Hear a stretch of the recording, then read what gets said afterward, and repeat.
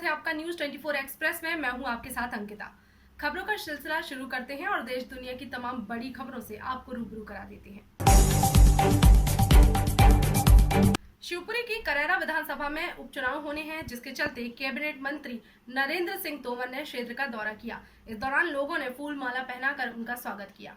शिवपुरी जिले की करैरा विधानसभा में उपचुनाव होना है। कैबिनेट मंत्री श्री नरेंद्र सिंह तोमर जी का लोगों ने माल्यार्पण कर स्वागत अभिनंदन किया और साथ में सांसद विवेक नारायण शेजवाल जी, रणवीर सिंह रावत जी और अन्य सभी भाजपा कार्यकर्ता मौजूद रहे और करैरा के रामराजा गार्डन में स्टेज सजाई, जहां पर माननीय कैबिनेट मंत्री नरेंद्र सिंह तोमर जी ने मुख्य सभा ली, जिसमें लोगों ने ज्ञापन सौंपकर अपनी मांगे रखी। अतिथि शिक्षकों ने परमानेंट करने की मांग रखी और चयनित शिक्षकों ने अपनी मांगे रखी और पिछड़े वर्ग समाज ने अपनी मांगे रखी। माननीय कैबिनेट मंत्री जी ने ज्ञापन लेते हुए सभी को आश्वासन दिया कि जनता पार्टी सभी के कार्य कराएगी एवं गरीबों के खाते में पैसा डलवाने का भी वायदा किया। विधायक जसवंत जाटव ने इस्तीफा देने के कारण को बताते हुए कमलनाथ सरकार को बेकार बताया। वहीं पर कमलनाथ को बंगाल का रहने वाला बताकर मुख्यमंत्री सरकार ना चलाने के आरोप भी लगाए और शिवराज सिंह चौहान मुख्यमंत्री जैसा कोई मंत्री नहीं और आगामी उपचुनाव में जनता पार्टी से जसवंत जाटव को जिताने की मांग की और अपने कार्यकर्ताओं की गुप्त मीटिंग रखी, जिसमें जनता पार्टी के कार्यकर्ता उपस्थित रहे। देखिए, आज करैरा विधानसभा के हमारे प्रमुख कार्यकर्ताओं की बैठक थी। आपने देखा है कि कार्यकर्ता किस उत्साह में, एक सभा भी यहाँ पर हमने रखी नहीं थी, लेकिन एक सभा में तब्दील वो हो गई। भारतीय जनता पार्टी के हमारे सभी कार्यकर्ताओं ने संकल्प लिया है कि करैरा विधानसभा को हम प्रचंड बहुमत के साथ और 27 की 27 सीटों को जीतेंगे। मेरा दौरा भी ग्वालियर चंबल डिवीजन में माननीय नरेंद्र सिंह जी तोमर हम दोनों ने दौरा किया है। इतना बड़ा अपार उत्साह और कार्यकर्ता उस ताकत के साथ मैदान में उतरा है कि इस बार हम इस चुनाव में कमलनाथ जी और दिग्विजय सिंह जी को ये उपचुनाव तो हो जाए, इनको मध्य प्रदेश से बाहर जाना पड़ेगा।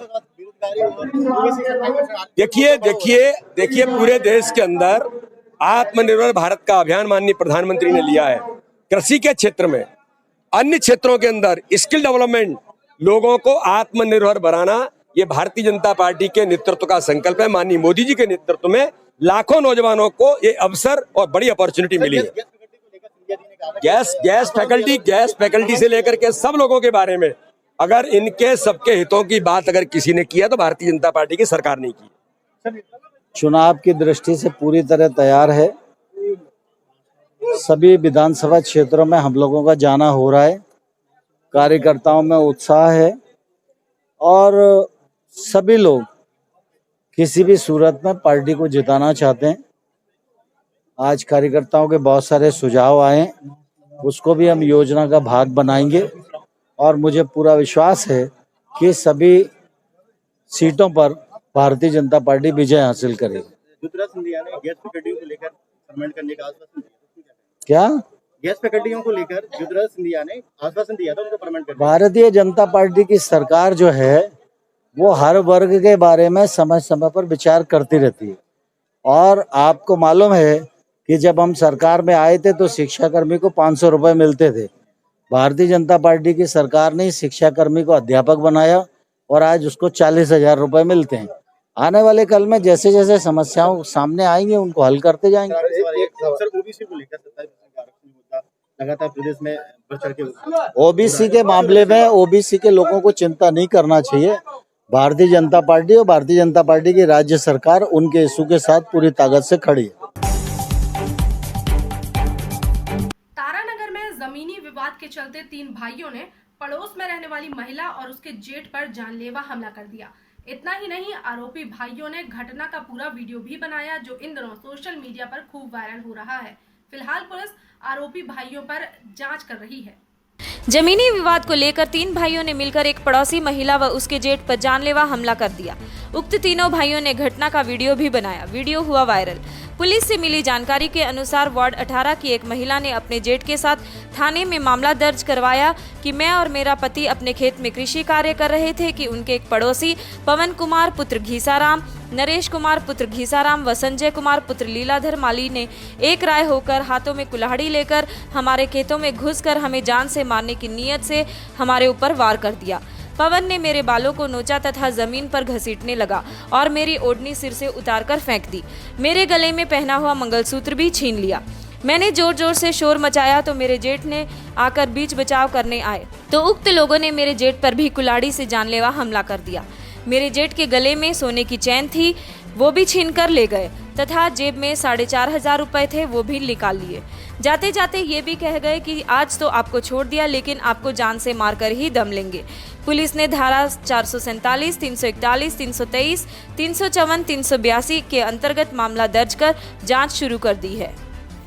बात है अब मैं तो सिट तोड़ो मेरे खेत में और आज में लड़ाई हो रही है। ऐसा जीड़ा आई पहाड़ी ले रहा कि हाथ में कोई लठ ले रहा क्या और नरेशियो संजियो और पोनियो आती संजिया का आती लगी पहाड़ी भी हाथ में और बिचाड़ पड़े भी लगी और मेरा आपके सिर के बल्ला की पहले यार यही बीन नहीं लगी मार दो छोटे भाई की भूल है और आठ हमारी एक सोना सैनी पापड़ की और अब लड़ाई में मैं तो आपके लगी मैं छटाने लगी सिटी तोड़ने लगी और बीन नहीं लगी। सर क्या नाम है? मेरा सावरो है फोन गया पिंगा मेरे हाथ में गोजिया में पीसा 4,500 रुपया मैं ले गया पोनियो तो पिंग आती लगी है पच्चा है किंग को लगी संजय की आती लगी है हमारा हाथ में तो सिटी तोड़ो।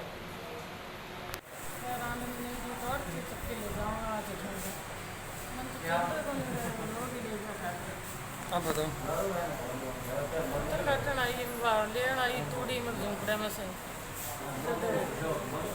कौन आयो भाज गई तीनों हाथों सक गई है दो अल्लाह वो आगे आई आगे गया से सीधे बाल पकड़ के चुंडी मारी चुंडी मारी बाल तो पकड़ पहाड़ी के मार दी नरेश और वो संजय तीनों बार तो पकड़ी जाए आया भाई जी भाज गए तो भाई जी के मार दी फिर मार मोर के भाजा हो गया जब गले में मंगलसूत्र वो दिक्कत दो ही ले गया तोड़ गई फिर मार के भाज गया पड़ खेत में देखो कपड़ा इसी के लिए हाल तुम्हारी छत्ती में मारी मगराम मारी रट है साथ वहाँ पर राटी घेर के मारी गई वो देख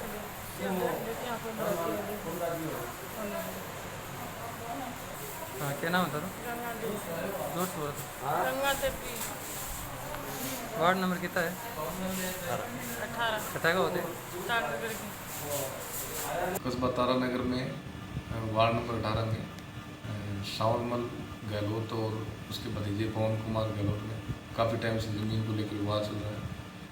इस मामले पहले भी इनका विवाद हुआ जिसमें दोनों पक्षों को पाबंद करवाया जा चुका था। इस मैटर को लेकर कल दोनों पक्ष आपस में खेत में उलझ गए, विवाद कर दिया और इसमें दोनों पक्षों की मारपीट आई।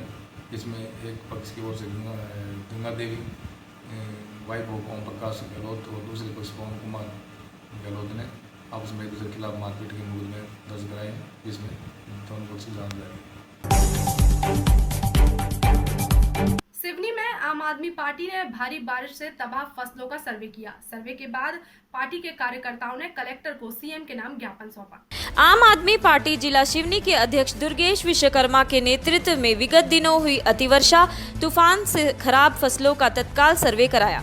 केजरीवाल सरकार की तर्ज पर 50,000 प्रति हेक्टेयर राहत आपदा राशि की मांग को लेकर जिला कलेक्टर सिवनी के माध्यम से मुख्यमंत्री के नाम ज्ञापन सौंपा, जिसमें सर्वे पंचनामा रिपोर्ट को पंचायत कार्यालय के माध्यम से सार्वजनिक करने की मांग भी की है, ताकि बीमा कंपनी और किसान के बीच मतभेद पैदा न हो। आने वाली रबी फसलों के लिए गुणवत्ता युक्त बीज खाद की व्यवस्था सुनिश्चित करने, विगत सरकार द्वारा जारी किसान कर्ज माफी को आगे बढ़ाए जाने, आगामी फसल मक्के को समर्थन मूल्य पर विनिश्चय किए जाने की प्रमुख मांगे न माने जाने पर किसानों ने आम जन के साथ उग्र आंदोलन की बात कही है। ज्ञापन देते समय प्रमुख रूप से मीडिया प्रभारी राजेश पटेल, किसान नेता रघुवीर सिंह सनोडिया, जिला कोषाध्यक्ष मोहम्मद रिजवान, पूर्व जिलाध्यक्ष संजय ठाकरे, ऋषि किशोर, नेतराम दहरिया, अधिवक्ता मनीष बर्वे, विनय पाठक अन्य उपस्थित रहे। शिक्षक कल्याण संस्था और बीएसएनएल की तरफ से शिक्षकों के सम्मान में वेबिनार का आयोजन किया गया। वेबिनार 3 दिनों तक आयोजित किया गया था, जिसमें शिक्षकों को सम्मानित किया गया। शिक्षक कल्याण संस्था और बीएसएनएल की तरफ से महात्मा गांधी की 150वीं जयंती के तहत राष्ट्रीय शिक्षक सम्मान समारोह 2020 3 दिवसीय वेबिनार का आयोजन किया था। यह वेबिनार 3 सितंबर से 5 सितंबर संपन्न हुआ। शिक्षा इंसान को बहुत ज्यादा जरूरी है, इसलिए शिक्षा के क्षेत्र में बेहतरीन काम करने वाले देश भर से शिक्षा एवं साहित्य जगत के तकरीबन 150 लोगों को शिक्षक कल्याण संस्था doctor Sarvepalli Radhakrishnan teachers excellence award 2020 से सम्मानित किया गया था। इस वेबिनार में शिक्षा से जुड़े कुछ महत्वपूर्ण टॉपिक से रिलेटेड परिचर्चा का आयोजन किया गया, जिसमें बड़े बड़े अधिकारी, हस्तियां, शिक्षक कल्याण संस्था के अधिकारी ये सब मिलकर शिक्षा का बदलता रूप और अभी जो डिजिटल शिक्षा हो रही है उससे जुड़े विभिन्न मुद्दों पर चर्चा की गई। मूलतः शिक्षक कल्याण संस्था शिक्षा देने वाले शिक्षकों के हित में काम करती है। शिक्षा का बदलता रूप देखकर उसके लिए अलग अलग शिक्षा के आयाम और उसके तरीके में बदलाव जरूरी है। यही सब बातों का ध्यान और उसके लिए जो चीजें जरूरी है उसके लिए यह संस्था काम कराती आ रही है। No matter how old are you, at any stage it is only the teacher whose preaching cannot be forgotten. Dr. Sarvapalli Radhakrishnan already said, all world organization will be ineffective if the truth that love is stronger than hate does not inspire them. This is the power of affection. So being teacher, we try to maintain the power of affection, power of communication with our students. And this is what we expect. Because as we teach our children today, automatically we are going to mold their future, their tomorrow. Respect teachers, support teachers. Upanishada also says, it's been written, Matri Devo Bhava, Pitri Devo Bhava, Acharya Devo Bhava, which means respect mother, respect father, respect teachers. And that's the beauty of Hindustan, Bharatvarsh. जय हिंद, जय भारत। नमस्कार, मैं doctor Jyotsna, psychologist, Mumbai से। On happy teachers day. आज teachers day के लिए भव्य कार्यक्रम शिक्षक कल्याण फाउंडेशन ने जो किया है, उन सभी अवॉर्डीज और उनके सारे मेंबर्स को मैं धन्यवाद देना चाहती हूँ।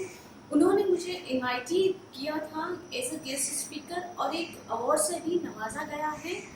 तो मैं सभी को यही एक मैसेज, मेरी तरफ से एक मैसेज है टीचर्स और पेरेंट को कि हम माइंड केयर बचपन से ही अपने बच्चों की कर दें, तो आज आगे जाके उनके एंजाइटी, डिप्रेशन, सुसाइडल थॉट्स में कभी भी उनको प्रॉब्लम नहीं आएगी, वो एक रिड्यूसिंग होगा।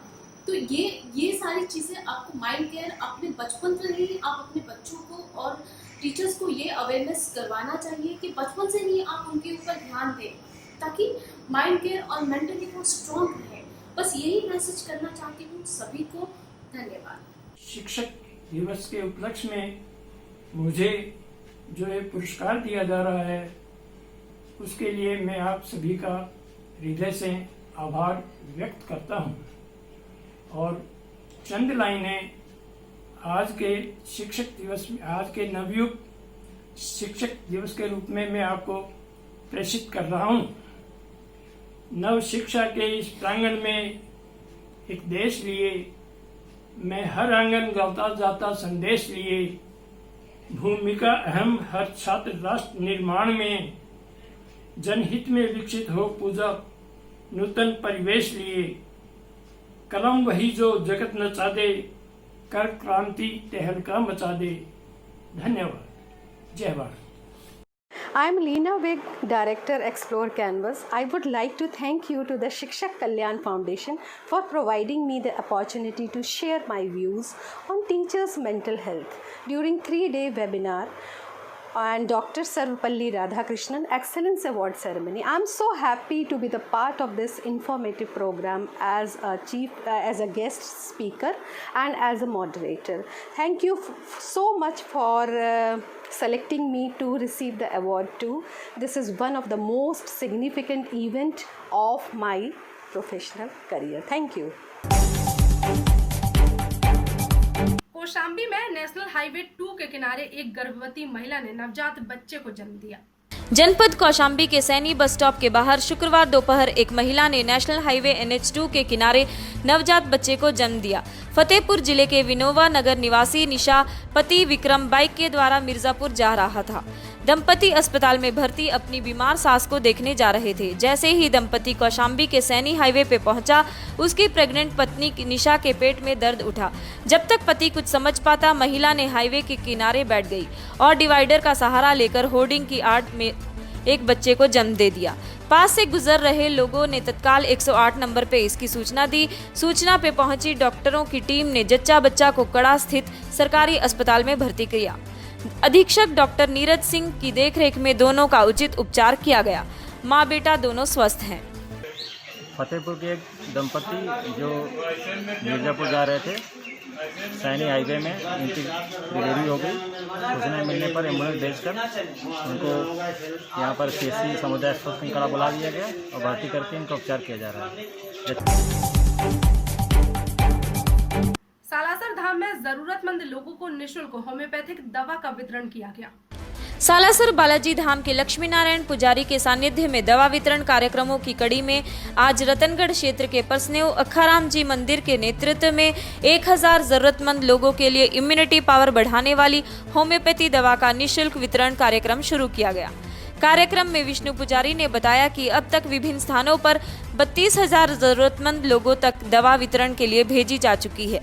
वहीं परसनेव धाम के पंडित जगदीश पुजारी ने विष्णु पुजारी का आभार प्रकट करते हुए कहा कि शरीर की विभिन्न प्रकार की बीमारियों से बचाने के लिए व इम्यूनिटी पावर के लिए जो होम्योपैथी दवा का वितरण कार्यक्रम शुरू किया गया है, उसके लिए धन्यवाद देता हूं। उन्होंने कहा कि विष्णु पुजारी सालासर के द्वारा किया जा रहा सेवा कार्य सराहनीय है। सभी ने विष्णु पुजारी के कार्य की सराहना की व निस्वार्थ भाव से किया जा रहे कार्य के लिए बहुत बहुत धन्यवाद दिया। जय श्री बालाजी की। मैं विष्णु पुजारी सालासर बालाजी धाम से लक्ष्मी नारायण जी पुजारी के सानिध्य में चल रहे दवा वितरण कार्यक्रमों की कड़ी में आज बालाजी अखाराम जी दादाजी धाम प्रश्नेव धाम से 1000 लोगों के लिए दवा वितरण का कार्यक्रम किया गया। अब तक हमारे द्वारा जो है तकरीबन 32,000 लोगों तक के लिए इम्यूनिटी पावर बढ़ाने वाली होम्योपैथिक दवा का वितरण कार्यक्रम किया जा चुका है।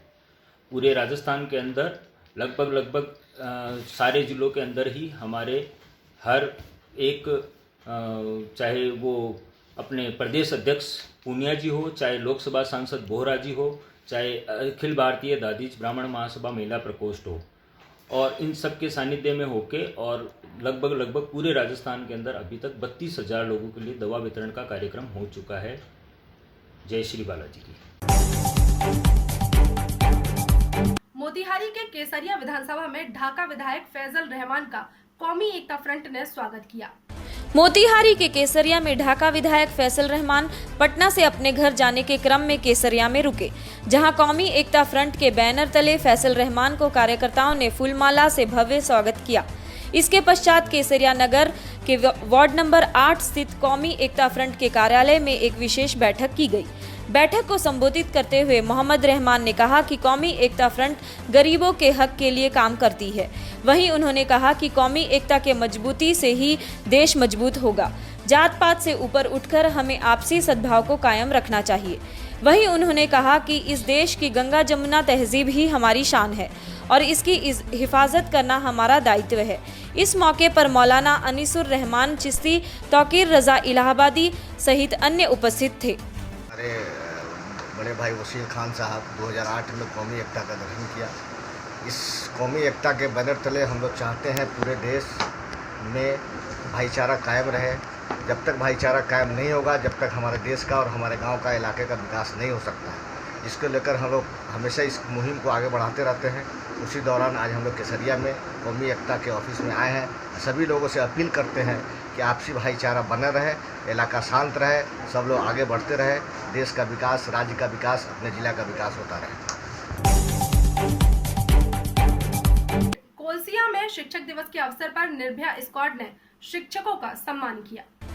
पुलिस कमिश्नरेट जयपुर की ओर से कोरोना संक्रमण से बचाव के लिए चलाए जा रहे जागरूकता अभियान के तहत निर्भया स्क्वाड ने राष्ट्रीय निर्माण में अपना योगदान देने वाले सुंदर एवं सभ्य समाज का निर्माण करने वाले देश के नौनिहालों के व्यक्तित्व का निर्माण करने वाले शिल्पकार शिक्षकों को ग्रीटिंग कार्ड देकर शिक्षक दिवस पर सम्मानित किया। एडिशनल डीसीपी सुनीता मीणा के नेतृत्व में निर्भया स्क्वाड महिला पुलिस टीम ने अपनी अपनी बीट के क्षेत्र में स्कूल जाकर शिक्षकों को ग्रीटिंग कार्ड देकर शिक्षक दिवस की शुभकामनाएं दी। सुनीता मीणा ने कहा कि शिक्षा बच्चों के उज्जवल भविष्य के लिए आवश्यक है, इससे ही चरित्र का निर्माण होता है। शिक्षकों की कर्मनिष्ठा व शिक्षा दान के कारण ही छात्र अपने जीवन में सफलता के नए सोपान छूते हैं। शिक्षकों के हौसला बढ़ाने के उद्देश्य से निर्भया टीम ने जयपुर शहर के कई स्कूलों में जाकर शिक्षकों को सम्मानित किया। इसके अलावा महिला शिक्षकों को महिला समानता के अधिकारों, महिला हेल्पलाइन के बारे में जानकारी दी।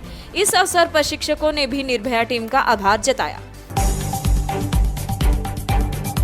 पटेरा तहसील में आने वाला जैन तीर्थ स्थल कुंडलपुर प्रशासन की अनदेखी का शिकार हो रहा है। यही वजह है कि ऐतिहासिक धरोहर होने के बावजूद ये स्थल मूलभूत सुविधाओं के लिए आज तक तरस रहा है। पटेरा तहसील अंतर्गत प्रसिद्ध जैन तीर्थ स्थल कुंडलपुर, जिसे कुंडलगिरी भी कहा जाता है, यहाँ है हिंदुओं की आस्था के केंद्र, जो पुरातात्विक ऐतिहासिक मठ पुरातत्व विभाग के संरक्षण में है। ऐसी मान्यता है कि ये मठ द्वापर युग के हैं। द्वापर युग अर्थात भगवान श्री कृष्ण का काल। लोगों की मान्यता अनुसार यहाँ रुक्मणी जी का मठ है, जिसे रुक्मणी जी का मायका भी कहा जाता है। लोग बताते हैं कि यहाँ से रुक्मणी जी कृष्ण कन्हैया से मिलने जाया करती थी। यहाँ रुक्मणी मठ में सुरक्षा का अभाव और मठ की हालत जर्जर होने के कारण कुछ वर्षों पूर्व माता रुक्मणी जी की प्रतिमा को अंबिका माता मठ में रखवाया गया था। यह मंदिर भी केंद्र सरकार के पुरातत्व विभाग के अधीन है, किंतु कुछ ही वर्षों बाद यहाँ से यह बेशकीमती मां रुक्मणी जी की प्रतिमा चोरी हो गई थी। वर्षों के बाद मां रुक्मणी जी की प्रतिमा राजस्थान के पास बरामद की खबर लोगों को सुनने मिली, तो लोगों ने जश्न मनाया। कुंडलपुर के जन समुदाय ने मानो दीपावली का पर्व मनाया हो।